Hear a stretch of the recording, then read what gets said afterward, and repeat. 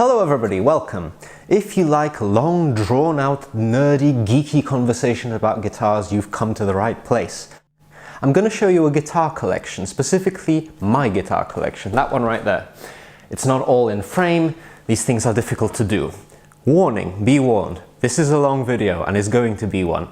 There will be long conversations, a lot of talking, discussing specifics, talking, for no other reason than I like guitars, I enjoy talking about them, I enjoy sharing knowledge about them, and hope to come across some of you guys who think the same, who would also be interested in watching something like this. I know I do.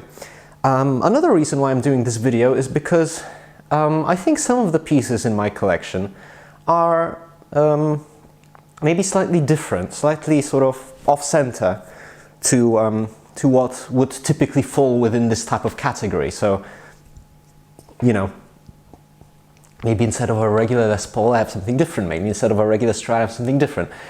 And, you know, I'm not floating in the money. I'm just a normal working guy and musician that doesn't make money from music at all. So, you know, maybe some options here will suit you at a reasonably priced, but all of these guitars I absolutely love, and I'm sure you might as well. So without further ado, let's get in it. I'm going to go in no particular order, but I'm going to do electrics first and then acoustics, right? So we have 1, 2, 3, 4 electric instruments to show you, and then 1, 2, 3 acoustics. So there is something to expect. I'm going to start with electrics just because I'll have to change the mic for the acoustics. Here we go.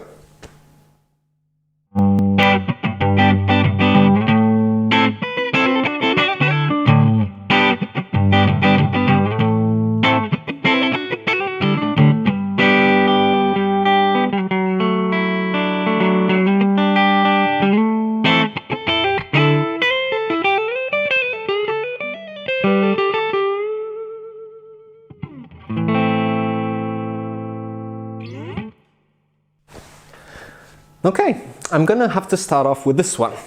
This is a Fender Deluxe Roadhouse Stratocaster from 2016, if you're to believe the serial number. Why am I starting with this? Well, because this was my first proper electric guitar, as most of these stories go. Before that I had an Epiphone, and before that I had a Squier, both of which were cool in their own right, but they weren't really, as memory serves me, reliable guitars. This is the opposite. This has been on, I don't know, I've played 40 concerts on this, maybe more. It's a reliable, good old faithful. Got it in 2017 as a birthday present for my 18th birthday from my parents. So it has sentimental value.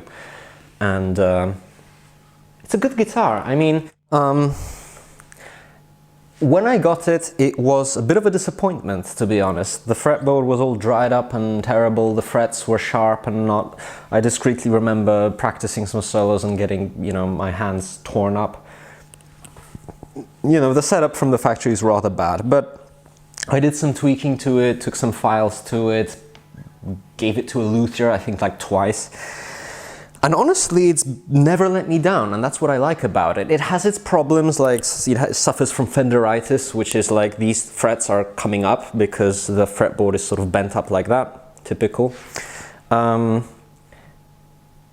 But it's crucially never let me down live. It has really good hardware, it has American-made noiseless pickups, it has a switchcraft jack, it has good pot, good switch, good bridge that stays in tune okay-ish. A bone nut was put into it, and I replaced the string trees with Graftex. String trees with Graftex to make it a bit more, you know, whammy friendly. And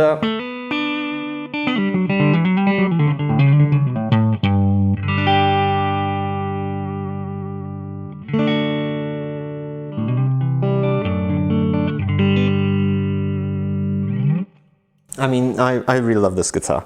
It has its faults, but I love it. I've played so many hours on it. It has this Fender switchy thing here, which has like a preamp in it, battery here. I don't use that. Oh, I took the cover off as well. That's a mod. I don't use that. So this is pointless, and this is a master tone, which is great because it works on the bridge pickup. Yeah. So instead of being all like, you know,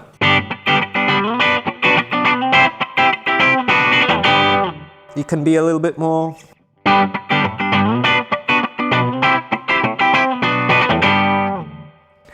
subtle with that thing. So a bridge pickup on a Strat becomes much more usable with the tone control. A clean sound, that is. On drive you can get away with it, but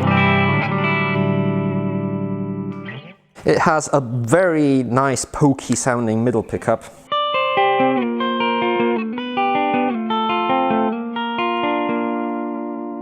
Used it to record a lot of my songs.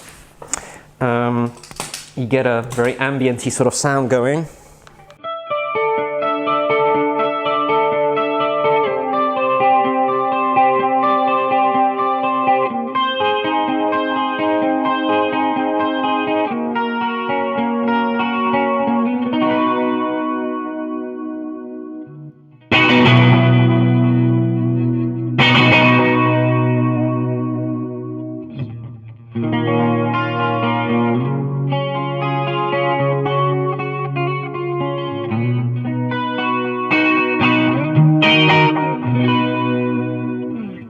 So yeah, it has that thing going for it.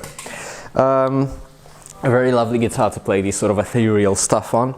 The quacky positions. Do I need to play much more?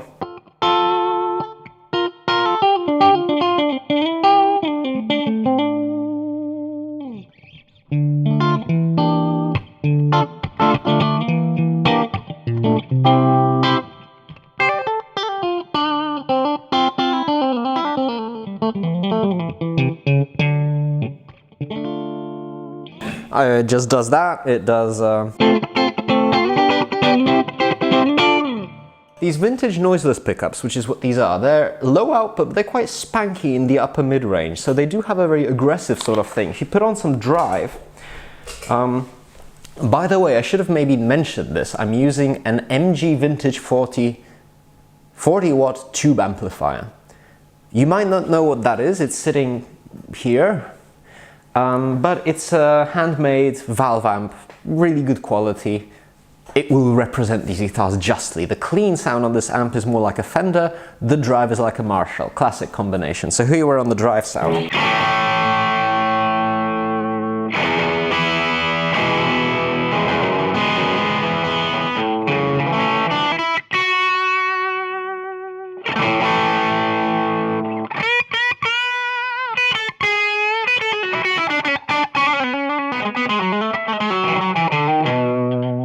So it's a bit pokey.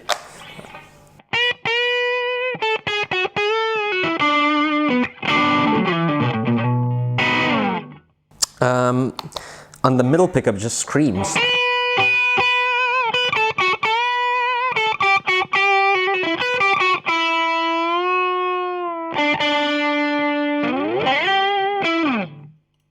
But that has its advantages, you know, if you put a bit more on. Let's say this and this, so it's a bit of electro-harmonic soul food with a Boss equalizer after it, so it's a bit more oomph and a bit more mid-range still, so...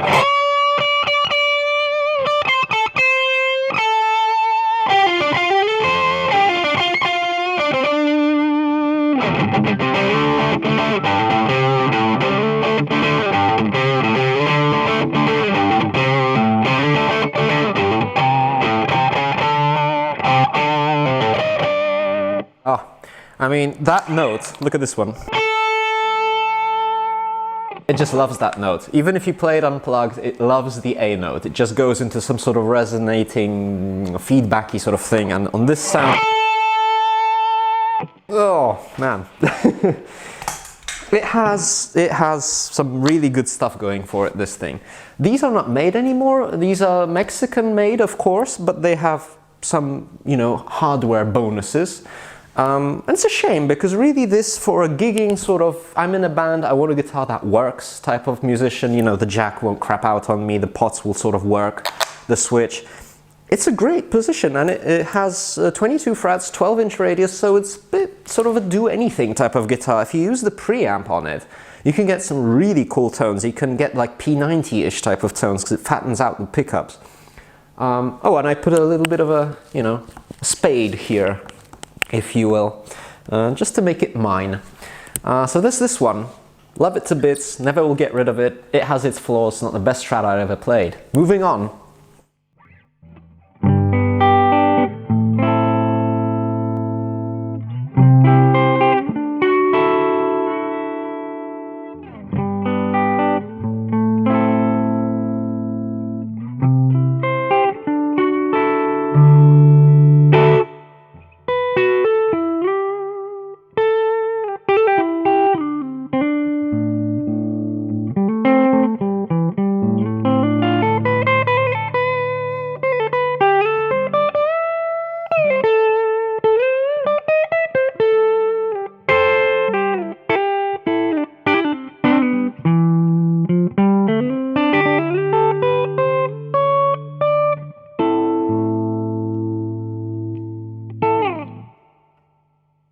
Can you believe it? We're on the second guitar and it's a vintage guitar. Yes, by any sense of the word, this is a vintage instrument. 1975-ish, if you're to believe historians and experts, internet experts on the matter. No, this is a Greco. Some of you may be familiar with what Greco is. I'm still sort of surprised how niche they are relatively. I mean, I see them all over the internet being sold left, right and center and so on, but they're a Japanese company. I don't know if they still exist, but they, in the 70s and 80s and later, were making, let's say, pieces inspired by a certain famous instruments. This is clearly taking inspiration from a certain type of American-made instrument, and some of them were blatant copies. And you know, we all know about the Ibanez thing, but these were part of the whole movement, right? And they were made in the Fujigen factory, and honestly, the ambition to make something as good as the original sort of backfired, and they made them better than the ones in the 70s being made in America. By many opinions, I'm not just saying this because I've played many 70s Gibsons. I've played one. That was okay. This one is around 1975 because I might link it in the description if I forget. There's a really good video on these Grecos that shows how, because until 1976, I believe they didn't print any serial number on the things. So by the shape of the logo in that video, it was very informative. By how the logo is designed, I've managed to assert that this is from 1975. And I saw one on sale on Reverb, which I might also sell, I think it's sold now, labeled as a Greco EG650. We all know that they start with EG and then they go from like 400 and then they go up to like 1,000 even. And it usually, fun fact, representing the amount of yen it cost. So this is 650, relatively top-ish of the line model, very early one. People get a bit afraid of these. Common knowledge is that the 80s and 90s ones were amazing, and the 70s ones until 1976 was sort of hit and miss, which might be true, but this one, I mean, it's just, there's something special about this one. Some of the very early ones will have a bolt-on neck, and I tend to stay away from those because if I'm getting a Les Paul, why would I want a bolt-on neck? And the question is, if I want a Les Paul, why would I buy something that's not a Les Paul? Well, the main answer to that is, I live in Poland, believe it or not, and to buy a Gibson is, you know, imagining the common American it being a relatively serious purchase, for us in other parts of the world it is even more of a serious purchase. Like it could be your month's salary or more than that. Often it is more than that. So it's not something you sort of lightly, oh, I'm gonna buy a Gibson because that's what you should buy, yeah? And these guitars are available in Poland through various sellers, but there is one specifically I would like to give a shout out to. His name is Mateusz Piotrowski, and he has a shop called Restauracja Gitar, Guitar Restaurant, and which is a funny turn of words because restauracja in Polish can mean restaurant and it can mean restoration. Yeah? So he imports various Japanese beaten up barely alive type of guitars, puts them back to life. Yeah, I remember I saw this on his Facebook page, I think it was. He does have a website, I'll provide the appropriate links, and I think he ships internationally. And I saw this, I remember distinctly, on a Facebook post for sale, and I was like, oh my, I can't, I'm low on money, I've just bought some sort of guitar, I have to have this thing. And I contacted him, he showed me the photos, and it was a bit derelict. I said, okay, I'm just getting it, just fix it up for me, yeah? And he polished the lacquer, he polished all the hardware, cleaned all the electronics, installed a new switch because the one was broken. But apart from that, and refretted it at a relatively fair price, I might add. He refretted the thing because it had super low frets. So the frets are like 1 year old, 1 year and a half. And for a guitar from 1975, you know, it has its dings, it's been used and loved. But my God, is it a lovely instrument. This is the laminate construction, sort of pancake mahogany, flame maple top, rosewood board. The smallest neck I've ever felt on a single cut type of guitar. It's crazy how small this thing is. Look, I have really quite small hands for an adult male. I can just, you know, completely encompass this neck and play all the, you know, all this sort of style.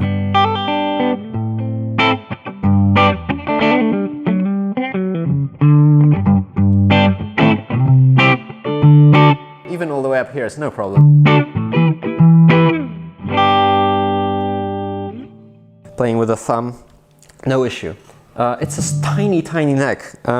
This model is a bit of a strange one because if you're to believe the Greco folklore, these block inlays that sort of don't fit on a sort of standard Les Paul, and this sort of signature here, and the belly cut, which is non-standard, is supposedly a signature model made for a Japanese guitarist called Shigeru Narume. I don't want to mispronounce it. Shigeru somebody. He was a big deal over there at the time, and Gibsons were not readily available, so he wanted one of those. And this might be it, because various sources confirm it. It's got a slightly oversized headstock, the block inlays are a bit odd. These pickups are awesome, they're original, everything on this guitar is original, apart from the switch, I believe. The tuners are Goto's original, they still work fine, the nut is bone. These pickups are Maxon made, you might be familiar with that company, because of course it is a Japanese firm, they now make pedals and other stuff.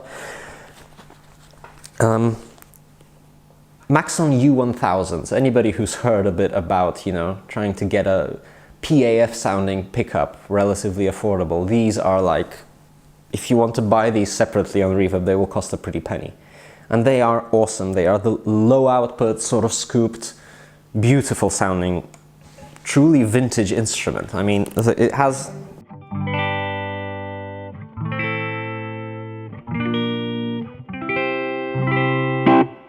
The thing you get with low output pickups is the dynamics.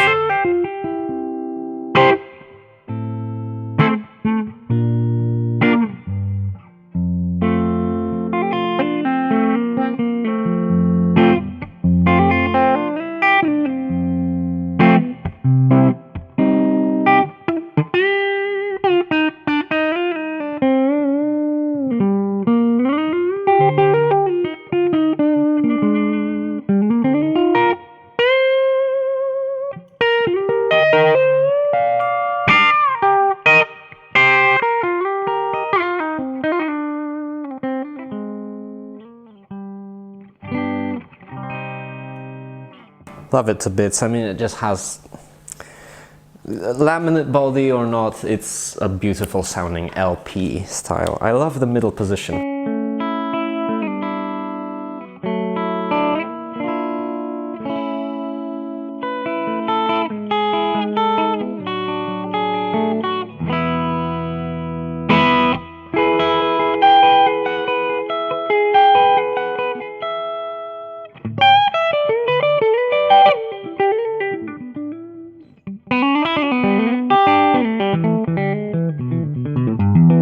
Especially on the low strings, it's that kind of quacky. And if you put it on a gain sound, it has that lovely quacky sort of sound that I was chasing from, like, I don't know, Jimmy Page or whatever.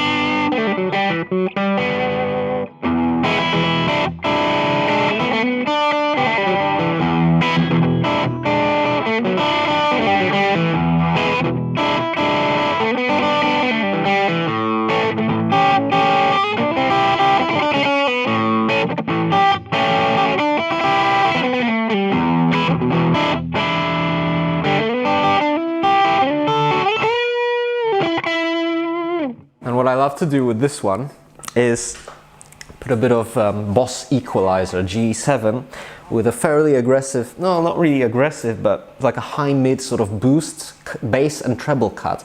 And then you get like, it's the middle position still. So you get the, I'm not going to play much more of that, but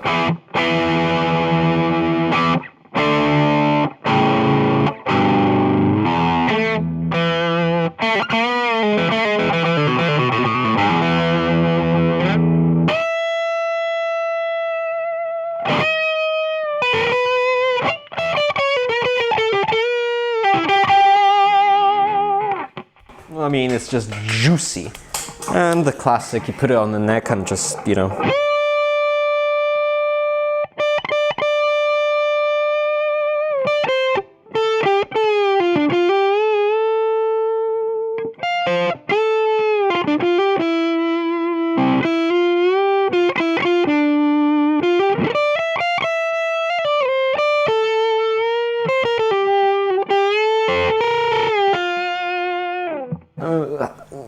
I don't know what to say. It's just, if you can find one, and may I say the price?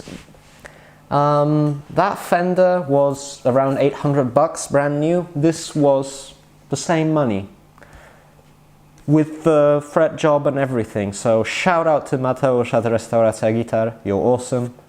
Go check him out.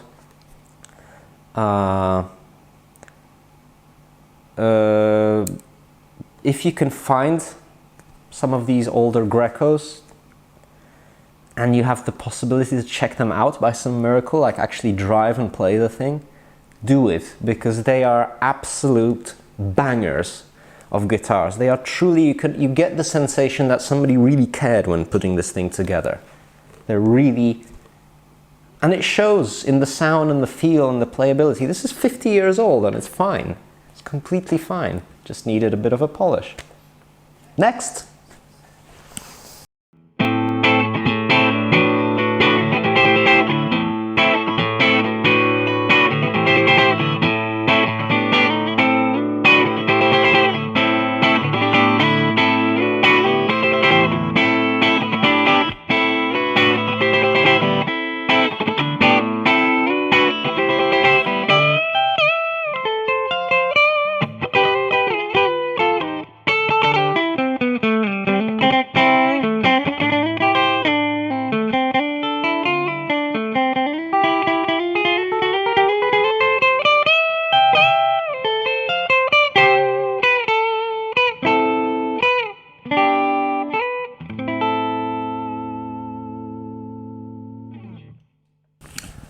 Since we're on the topic of old Japanese guitars, here's another one.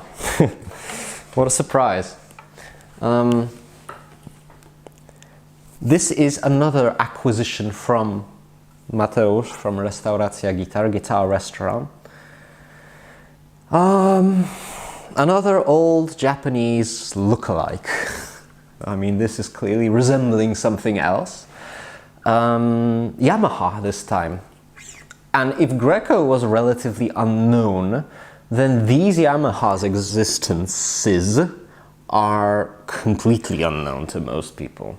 I think it's a geographical thing. When you search for them on YouTube, a lot of like Russian and Japanese stuff comes up, but not much, and Asian, but not much sort of English language content. You know, I did a video on when I'd sort of jam with one of these, but you know, I can imagine didn't get a lot of views. Officially, this is called the Yamaha SuperRnroller 500, which is a name, and you can read it on the headstock, but it's a name that when you hear it, it's like, I absolutely want nothing to do with this guitar because it sounds awful. And it sort of does, but never judge a book by its cover.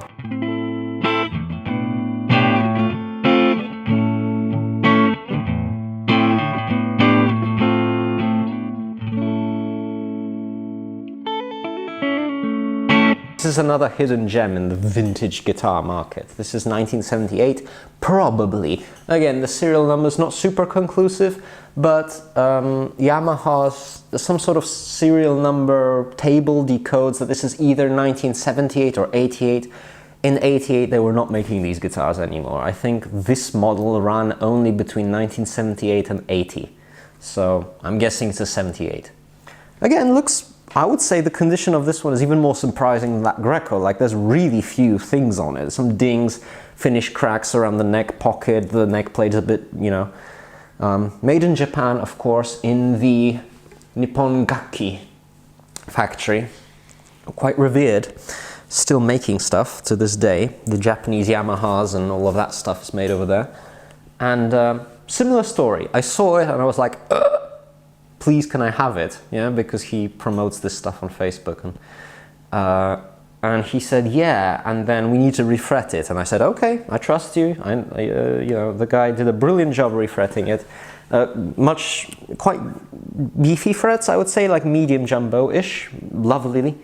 And he refinished the neck, the fingerboard, should I be more precise, in nitrocellulose lacquer, which is amazing, smells good.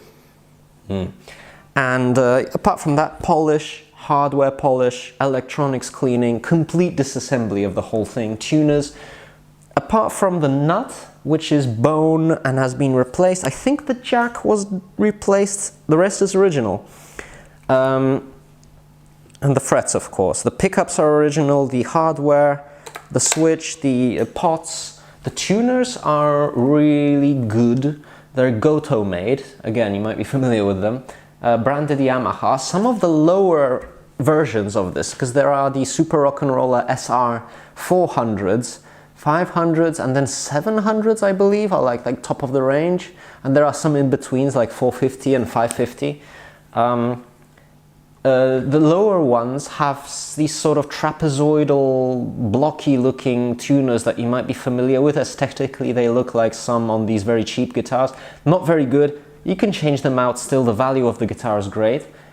These are Goto made, they're much better, and they still work very nicely, have to say. What is the star of the show with this guitar? I bought it because I saw the wood, the thing it's made of here, the body. And I was like, look at this Eye of Sauron here. And I just, you know, and then when I arrive after a long drive to pick it up, because I don't want to send these, you know, one-of-a-kind guitars over the whole country. It's a long drive. Well, I went by train. I was like, wait a minute. Not that it really matters, but this is really funny because I think this is a one-piece body. And he's like, no, wait, let me have a look. Oh yeah, it's a one-piece ash body. How does that even happen? So somebody at the factory was like, oh, I'll make it out of one piece of ash, why not? Again, I don't think it really matters. If anything, it's maybe better to have two pieces of wood because it's a bit more solid, stable. But it's just nice to look at and to see that it's very light. I mean, compared to that Strat over there, it's like half a kilogram lighter, a pound lighter, I would say. It really is really, really light. And if it's unplugged, maybe you'll hear it on my lapel mic. Really trebly, bright, resonant. I mean, it's just, you play it, the whole thing down here. Of course, up here, you'd expect that, but down here, it's not always. So some say, I'm not saying I agree with that, you can tell if a good guitar is well made if you strum it, and it vibrates down here in the body, and it's a good thing. Set that aside.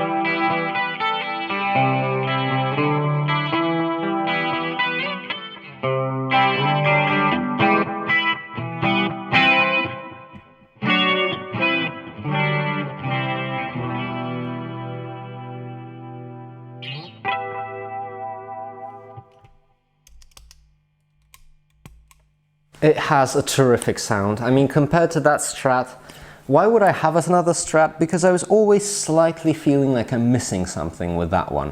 The Greco is like, oh my god, it's a fantastic guitar. I would never want anything different for a single cut. With that Strat over there, I was feeling there's maybe something more. This one delivers. It has a more old school tone. It has lower output pickups still.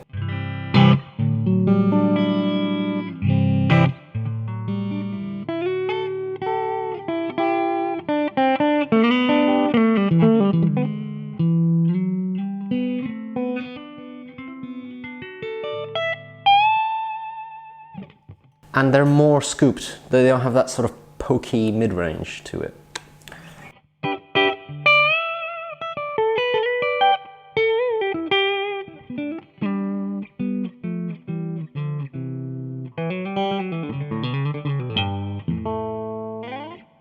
Three-way switch, because this is 1978. Didn't modify it, apparently, like the physical possibilities of inserting a different one are a bit more difficult. I'm fine with that. That one has, you know, the nice quacky stuff. This is just a Strat in a slightly more simplistic version. Plus, I really wanted a Strat with a maple neck, and I mean this one. Beautiful. I only asked the guy to modify this tone control so that it doesn't go to the neck, to the middle pickup, which I find useless, but to the bridge, which I find very useful. But, to my surprise, when I plugged it in, apart from going, holy shit, that sounds amazing,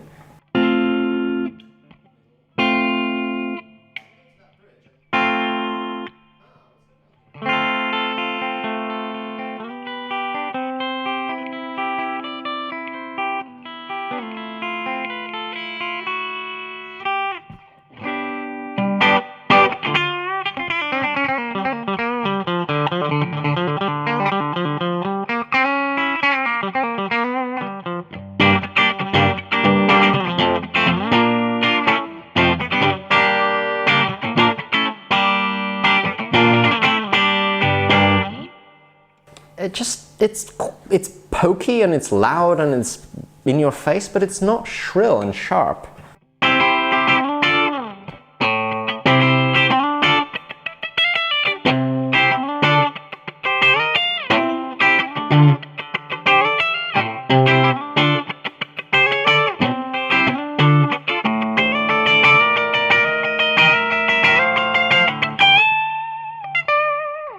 Makes you want to play on the bridge pickup on the clean sound, which is not what you want to do on a Strat, don't you?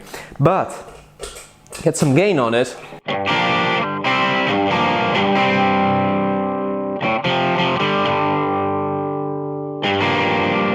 Again, not going to play any more of that, but you get the sense that when I first played it and went,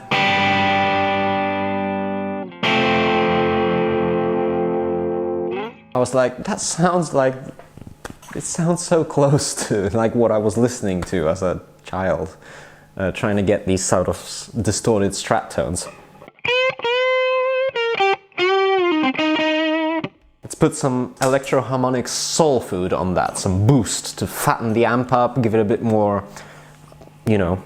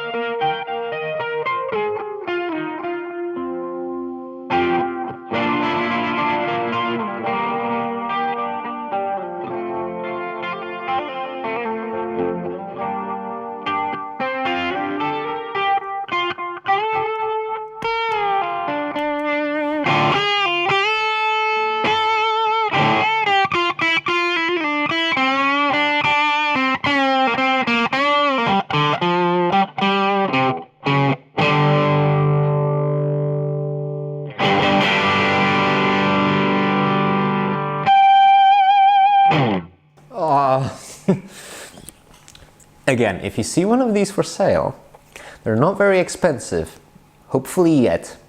This one cost me about $700 US. So compared to what you would get new for that kind of money, I don't see it. I don't see a one-piece ash body and pickups that sound like this. I just don't see it. The only thing annoying about it, if I may say something, is that the trem is not particularly, you know, high-tech. But it needs a tiny little bit of lubrication here on the nut, and it's fine. The screws on the bridge are a bit sharpish. I'm gonna maybe file those down, but I'm waiting until I change strings. The ones that are on this are sort of on their way out. And is there anything else that I not particularly love about it? Well, not really, no. I really love the fact that the sunburst goes so deep into the, you know, horns. You can even see it poking out from under the pickguard here, which is rare to see on lower spec instruments, well, mid-spec, I suppose, mid-priced. Really beautifully done sunburst. And whoever did it was really, you know, paying attention. There's the block. Nice solid, it looks like steel, honestly.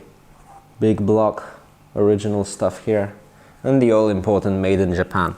So please do feel free to check these out. They are available, you can buy them. Beautiful, beautiful instrument. Moving on.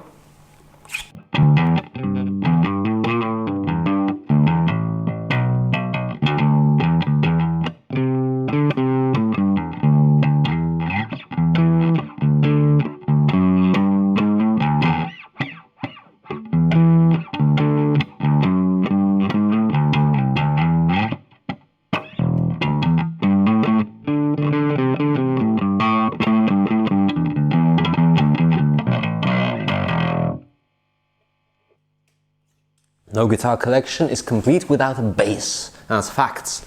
No, as a guitar player member of the group of guitar players who usually like to make fun of bass and bass players, I like the jokes, I like to make fun of stuff, but I like bass, I truly do. I'm not really good at it, but I love bass guitar. I think it's such an important element. Some of my favorite songs are just driven by the bass guitar. Close to the Edge by Yes, Heart of Sunrise, a lot of Rush songs. I mean, and the concept of a bass that looks like this is even more attractive to me. Although this isn't what you expect it to be naturally, I cannot afford the real deal. This is a Harley Benton. You probably are familiar with these instruments.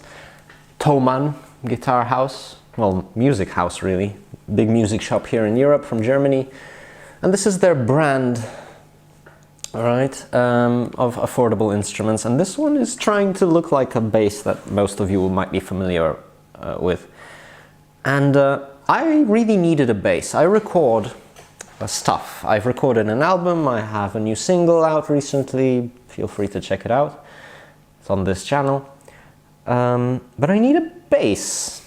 Needed a bass to record bass, yeah?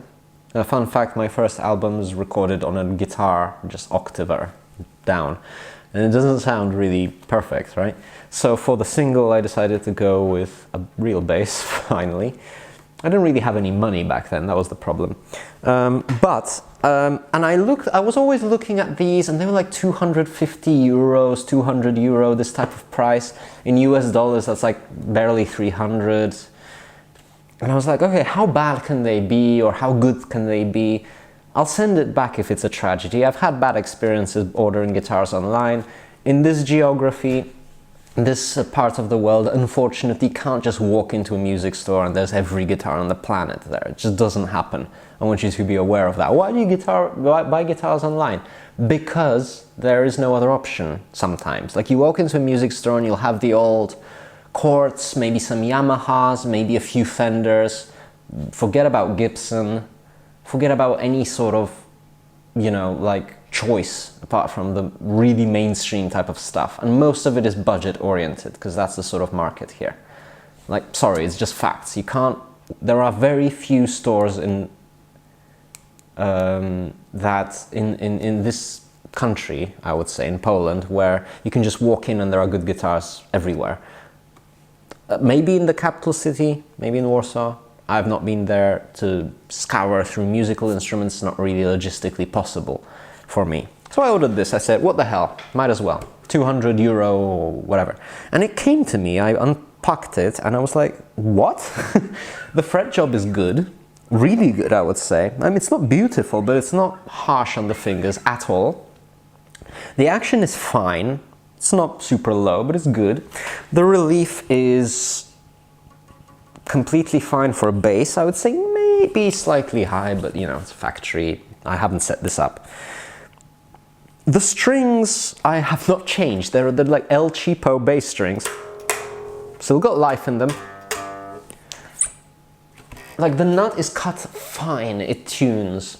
The tuners work. The quality of the finish and binding and everything is... And I was just like, okay, Harley Benton, everybody's talking about them. Oh, amazing, awesome. Yeah, right, let's try it. Based on my example, I can't imagine a better value for quality sort of relationship than this thing. From all the stuff I have, my Fender, Mexican, but still a Fender Deluxe Roadhouse Stratocaster, cost $800, came worse set up than this from the factory, which is shameful, by the way. Not to these guys, but to those. The fingerboard is some type of laurel, I believe. It looks like laurel. But it's, again, it's not dry like a chip that's been lying at the bottom of the... Oh, I guess chips moisturize.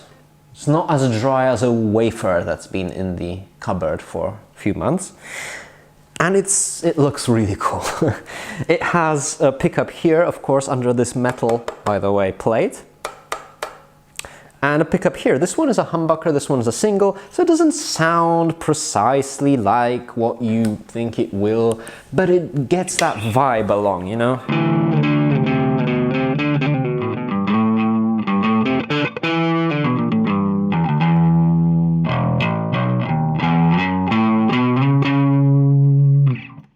I love the middle position on this. If you take the neck a bit down, you get this very sort of aggressive. Just for the sake of, and the bridge is like really aggressive. Again, not going to play any more of that, but...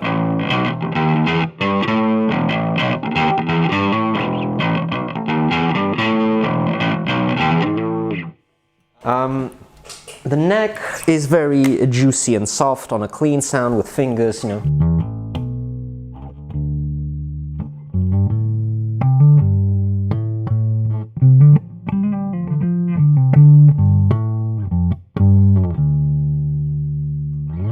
And by the way, yes, I am running it just through my guitar tube amp, I don't mind. It doesn't sound perfect, but it works, and it's just mic'd up with a cab. The speakers in this cab are more than capable of handling the volume. By the way, yeah, I mean, I should have mentioned this probably, but it's running through a high-watt Tuba 12 with Fane speakers, and it's mic'd with an Audio-Technica 8020 condenser microphone.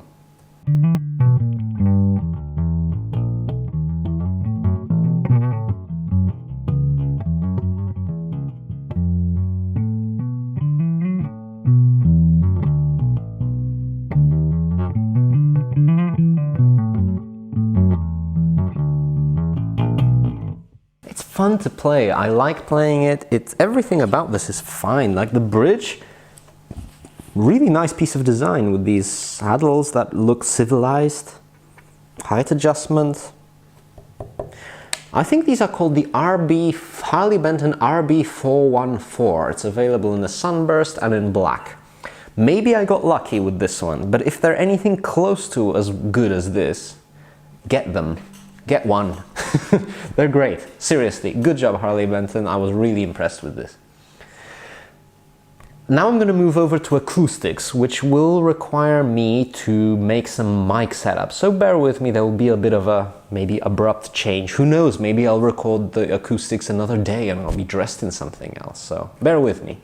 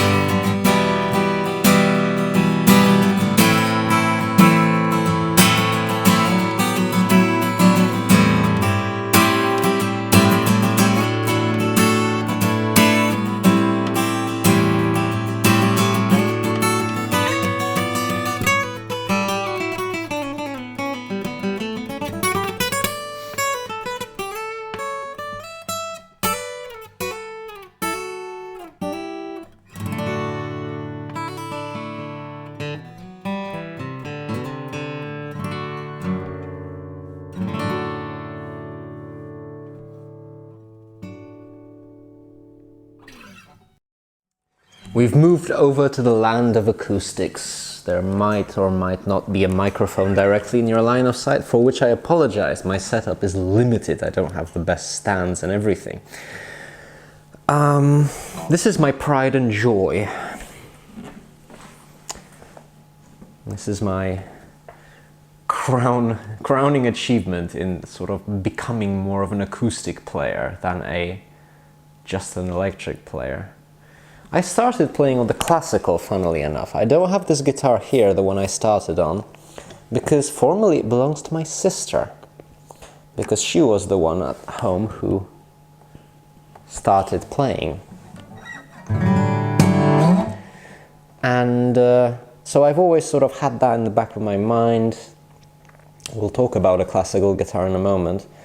And then I started playing acoustic. I got one as a present, relatively inexpensive one. And yeah, I did a lot of acoustic playing. It opened up a completely new world for me as an electric player, yeah, that there were more challenges to overcome, new techniques like finger picking. I started learning to do that.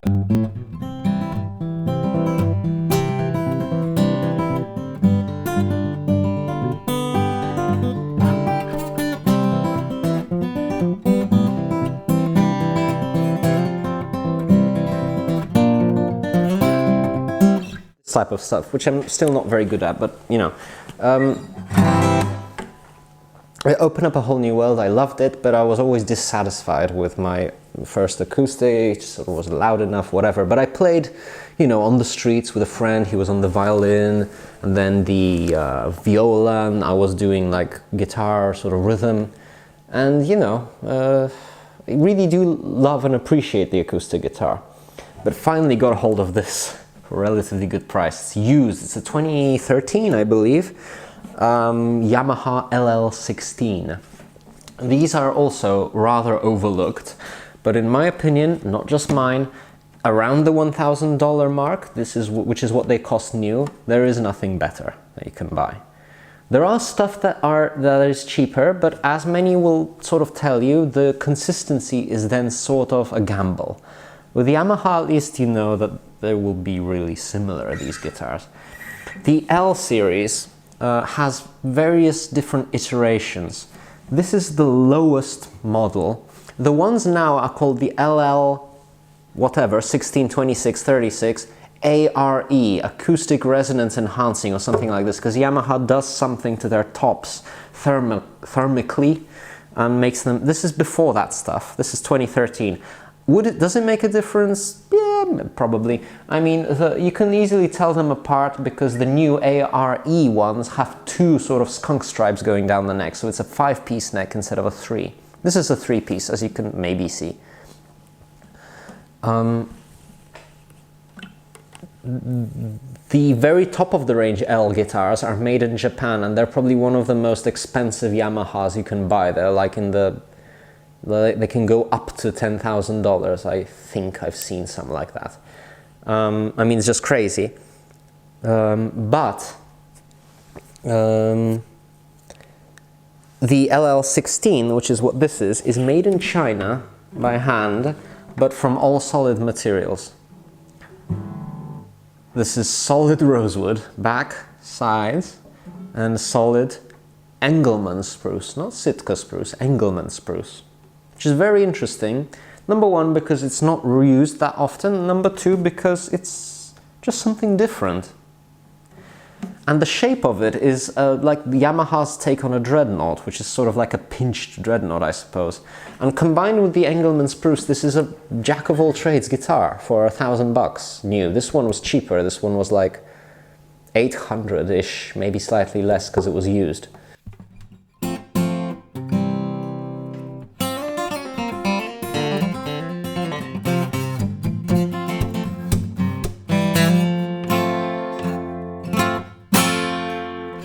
It's a monster of a guitar, I mean.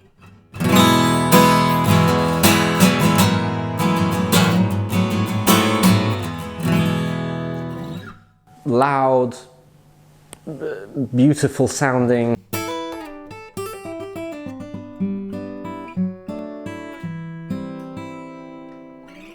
It has all the things you need. I've done some upgrades to it. I took it to a luthier, so he put in a bone saddle, bone nut. But once you do that, because the thing that it comes with is sort of like plastic.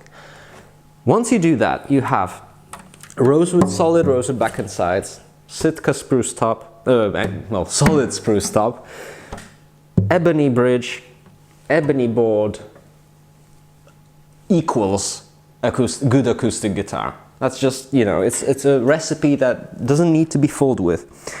And it's a dreadnought shape with a slightly pinched design. It's very comfortable. It has the, I believe it's 40, I don't know, but it has the slightly wider string spacing than some budget acoustic guitars and electrics have. So it's a wider spaced guitar. It's not, you know, something that's just for playing chords. This is very much something you could sort of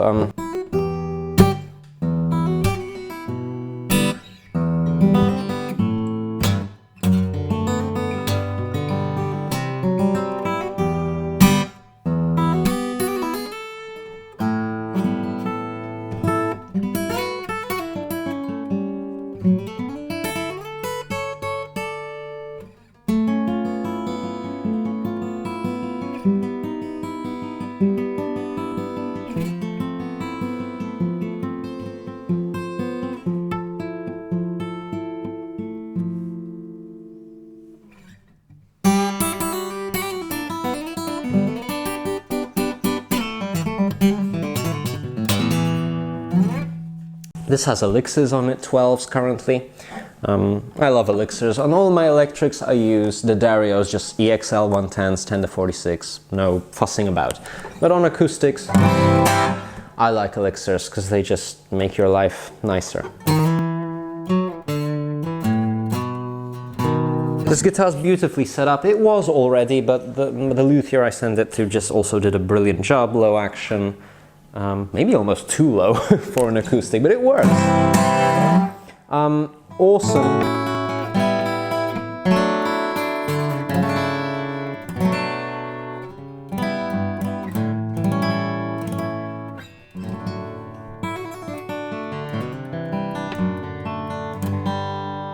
Countless hours spent just playing and writing stuff. The acoustic guitar is your friend. You need one nice one in your life, and it will be a friend for you for a long time. Next.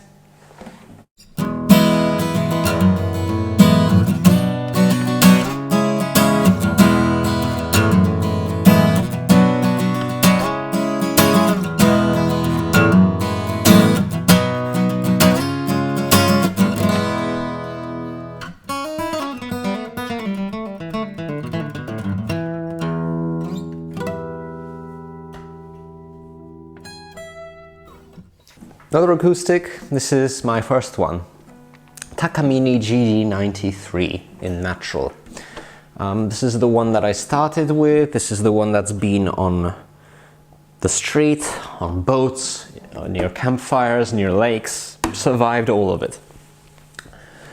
Now, what can I say about it? It's a really nice guitar. It looks beautiful, like look at this stuff. Look at this quilted maple veneer, probably, but still, look. It's a dreadnought. It's a Takamine, so it has some quirks. It has like 2 saddles here for intonation, and I will say it intonates very well. That Yamaha intonates perfectly, but there was a handmade saddle on it. This from the factory, you know. That's an E chord. That's a C. D. It's very well intonated. Solid Sitka spruce. Laminated walnut back and sides. Whatever is under the walnut veneer on top, I don't know, but it looks very nice. Black walnut. Mahogany neck. The Yamaha had a mahogany neck as well. Maple binding everywhere, all over the place. Even around the headstock. Maple, not plastic. Laurel fingerboard and bridge. This is during the time when, like 2019, when rosewood was really sort of not the thing on budget guitars. Plastic saddle, plastic nut. Narrower string spacing. This is the only thing this is one of the things that really annoyed me about this guitar always. I was trying to play some, like, you know, nice finger style suites, and it was always a bit cramped for me. So this one's narrower, it's more like an electric, smaller neck than that Yamaha. One of these bridge pins was always falling out, so I put some tape on it, but it stayed. The fretwork on it is fantastic, and the fit and finish for a guitar that costs what? Like $450, $500? I think slightly less than that. I mean, it's brilliant. I highly recommend them. They're well put together. This one's been through hell. It's been dropped, it's been sat on, it's been, you know, in the worst possible conditions, you know, lake, cold night, campfire. The neck on it is basically as it came, nothing wrong with it. I've never once adjusted the truss rod on this guitar, and it's basically fine. Maybe slightly too much relief. It speaks to the quality of how these are made. Do they sound great? They sound fine, but it's just 1/3 quieter than that Yamaha. Like a solid body and back will just give you more volume. This one, it has very dead strings on it, for which I apologize. I couldn't be bothered to change them.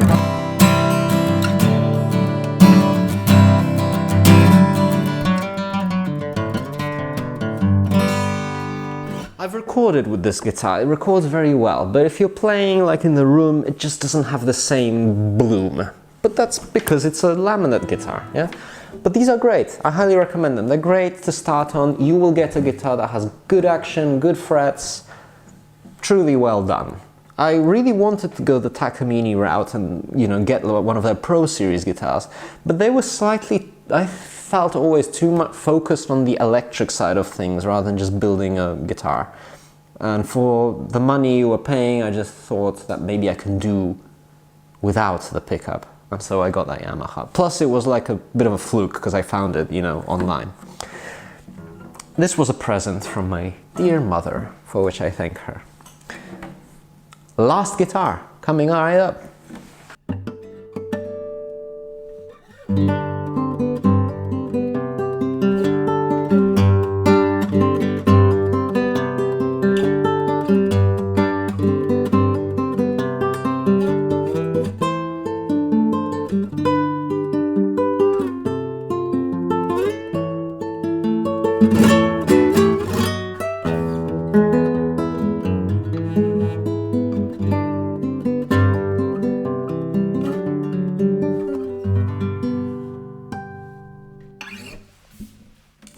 Last one, classical guitar. The most sort of odd one out of the bunch, I suppose, apart from the bass. I told you I started on classical. This is what the guitar was for me. And to be brutally honest, again, this is a geographical thing. In this part of the world, Central Europe, some would say Eastern, it's just not really the main association. When you think guitar, you think something like this. You think of a nun in church playing "My Lord is my Savior." something like that. They always use these, and you know, the Girl Scouts and Boy Scouts use them on campfires. Like, for some reason, this is the guitar you play. Don't know why. Maybe it's just a cultural thing. Maybe they're cheaper. Probably. Maybe people don't know any better. Maybe it's just easier to play on. But definitely they do come from Europe, so there you go. This is the lightest guitar in the world. It just wants to float. But that speaks to it being well made, probably. God, it smells nice. This is a full-sized classical. I bit the bullet, and at one point during university I had saved up some money from some scholarships and decided I need a proper classical in my life. I was listening to a lot of like these prog rock players like Steve Hackett, Steve Howe from Yes and Genesis, or Genesis and Yes respectively. And they all had their little sort of classical guitar. I'm gonna play something more classical, I'm gonna play a suite, I'm gonna play something really fancy like Mood for a Day or whatever. And I just wanted one, and the one I had was fine, but it was just, you know, laminate guitar, laminate top. It wasn't really anything special. I had lessons on classical guitars at some point. The guy kept coming along with these, you know, sheet music, and I was sort of playing. I never wanted to, because I wanted to play electric, but, you know, I think every guitar player should treat themselves to a classical in their life, because you just realize how bare bones of an instrument the guitar really is, how simple it is, how minimalist. This is like, you can't just play a chord and it sounds like the world is, you know, applauding you. It's not like the acoustic guitar where you know, smack it and it just sounds amazing. This has a massive neck, it's hard to play. The action is like, you know, you could drive a bus underneath the strings. It's subtle, but it rewards you for being gentle. And if you're just sitting at home on the couch,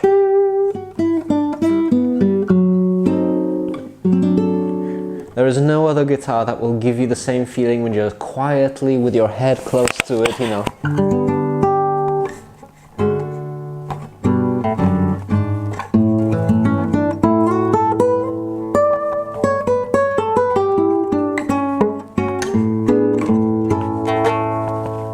Give you the same beauty, you know. You do vibrato completely differently. You don't go up and down like that because it doesn't work. You just go side to side like on a violin.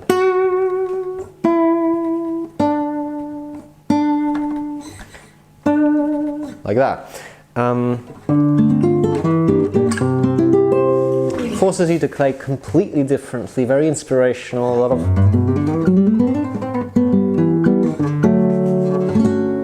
I wrote, you know, The Wedding is a song from my first album.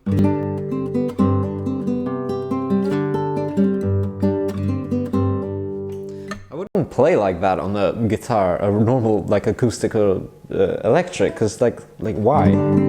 But it just wants you to do that, you know, flat fingerboard, massive string spacing. This is a Kremona Sofia SC. That probably tells you nothing. However, I have seen Kremonas appear in US language YouTube. They make acoustics, classicals. They also make like traditional instruments, orchestra instruments. They're really good quality. In the US, they're much more expensive than in Europe. They're a Bulgarian company, established in 1924, and they have a long tradition of making, as I said, sort of relatively classic instruments. And they make really good stuff for really good money, even if you acknowledge the fact that in the US they cost way more than in Europe. If you're in Europe and you find one of these, get them. They have laminate back and sides models, but this one is an all-solid one. This was my first guitar that I ever bought that had solid back and sides. And I played it and I was like, oh, so that's why people say it's important, because it was louder than my Takamine, the one I showed you before. Louder than a laminate acoustic steel string, which, you know, I measured it with a decibelometer, it's true.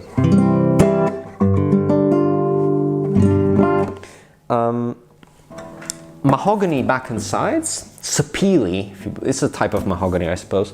Neck is also mahogany. It's a one-piece neck, which is very precarious. Don't drop these. Two-piece heel, so this is not all one piece. I guess this may be good.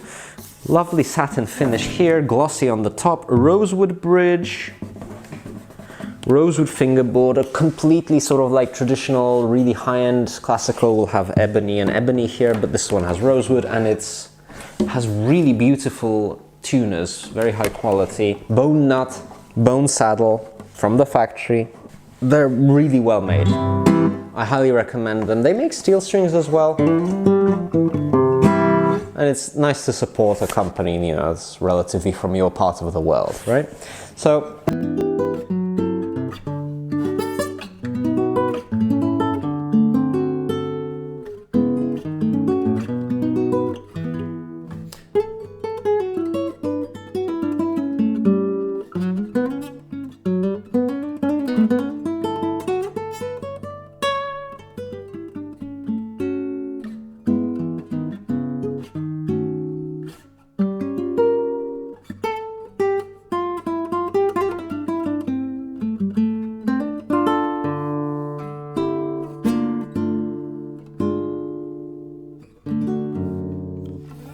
I slightly trimmed down the saddle on it just to lower the action ever so slightly, because I knew I could get away with it because it was a bit too high for me, but it's still high. It's like 4mm on the bass and 3 on the treble.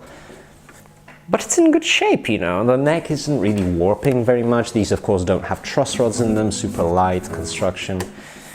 Fantastic, fantastic guitar. And honestly, like, if you're like me, you're not really a classical player, just like to fool around sometimes on a classical.